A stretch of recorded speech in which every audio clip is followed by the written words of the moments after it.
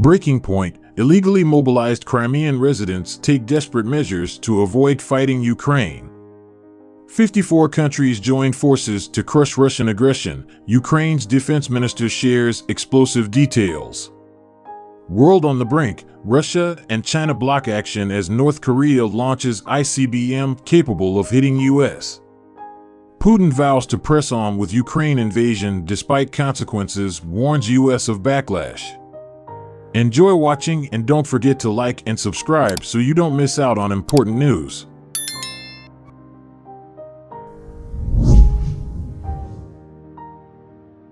Illegally mobilized residents of temporarily occupied Crimea are breaking Russia's military hardware in order not to participate in the war on Ukraine. That's according to the president's representation for Crimea, Ukrinform reports. According to information from open sources, illegally mobilized residents of occupied Crimea are breaking military equipment in order not to go to war against Ukraine, the report reads. Commenting on the public mood on the peninsula, the representation said that the families of illegally drafted men are appealing en masse to the Russian Ministry of Defense over rights violations. As noted, this is about commanders refusing to ensure timely rotations and vacations, while short-term leaves are offered for a $1,000 bribe. Russia's soldiers are beginning to speak out. A small interview appeared in open sources in which the contractor with the invasion force complained that almost a year into the special military operation, no one from his company was given leave because they either do not live to see it or are in the hospital, added in the representation. As Ukrinform reported earlier, the occupiers started in Simferopol a massive campaign to collect blood due to significant war casualties.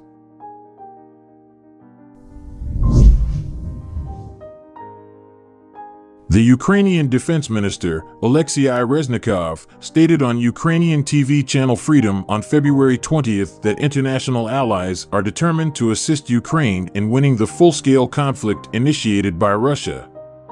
Reznikov mentioned that an anti-Kremlin coalition, consisting of 54 nations, has been formed to support Ukraine.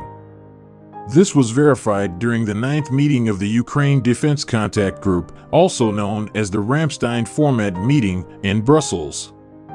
Ukraine was invited to attend as a guest of honor. Reznikov emphasized that the present push for victory is a distinct contrast from a year ago. He stated that there is no fatigue syndrome with regards to Ukraine or the war, and that international partners are resolved to see Ukraine emerge victorious. He added that everyone believes in Ukraine's triumph and desires it. Nevertheless, the meetings of the Ukraine Defense Contact Group do not discuss political issues, including negotiations with Russia. According to Reznikov, the current agenda of the partners includes matters such as providing military equipment and weaponry to bolster Ukraine's capabilities, as well as the necessity to launch a counteroffensive and reclaim occupied territories. Seoul, February 21st, UPI, Russia and China have obstructed a request led by the United States for the UN Security Council to take action over North Korea's recent series of missile launches, including an ICBM test over the weekend. During an Emergency Security Council briefing on Monday, U.S. Ambassador to the United Nations Linda Thomas-Greenfield delivered a joint statement calling for UN member states to condemn North Korea's reckless behavior and to fully enforce existing sanctions over the regime's unlawful weapons program. It is time the Security Council spoke again with one voice against the DPRK's declared efforts to develop an illegal nuclear arsenal that would pose a severe threat to the world, the statement read. Council silence has not led to restraint in Pyongyang. In fact, it has emboldened the DPRK authorities. North Korea fired a Hwasong-15 intercontinental ballistic missile on Saturday, the country's 9th ICBM test since last year's beginning. The missile landed in the waters of Japan's exclusive economic zone and had the capability of reaching the entire United States. However, a presidential statement from the Security Council requires unanimous support from all 15 members. China's deputy UN ambassador Dai Bing said at the briefing that North Korea has long been facing enormous security pressure, challenges, and threats. Russia's first deputy ambassador Dmitry Polyansky added that increased military drills and the deployment of U.S. assets such as nuclear submarines and bombers to the Korean peninsula were causing a vicious circle. Thomas Greenfield argued that the Security Council's inaction has allowed Pyongyang to conduct weapons tests without fear of consequences.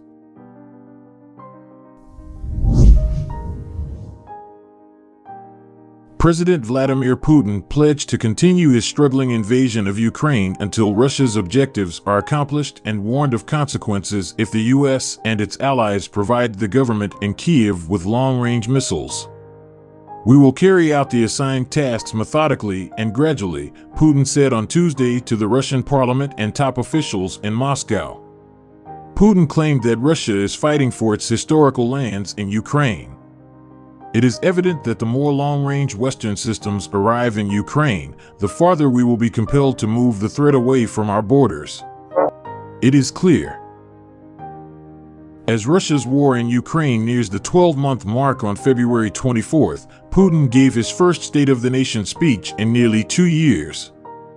He spoke on the anniversary of his decision to recognize Russian-backed separatists in Ukraine's Donetsk and Luhansk regions as independent and used their defense as the pretext for the full-scale invasion.